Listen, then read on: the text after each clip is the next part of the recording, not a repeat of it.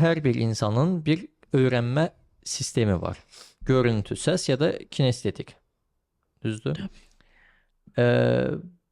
İndi siz təsəvvür edin ki, fransız dilində danışan bir insana Azərbaycan dilində bir şey öyrətməyə çalışsanız, o neyniyəcək? Onu başa düşməyəcək. Elə əzbərləyəcək, nə oxuduğunu heç anlamayacaq da. Bizim zaten məlum məsələdir ki, çoxumuz da bunu eləyirik zaten. Başa düşmədiyimiz İngilis dilini cəhd edib öyrənmək istəyənlər, öyrənə bilməyənlər misalıdır o bu. da var və yaxud elə bizim bu müqəddəs kitabların bir çoxlarını oxuyuruq, amma heç mənasını bilmədən oxuyuruq. Halbuki mənasını bilmək lazım. Allah onu göndərib ki, mənasını biləsən də, başa düşəsən. Doğru. Elə kör-köranı oxumaqla olmaz ki.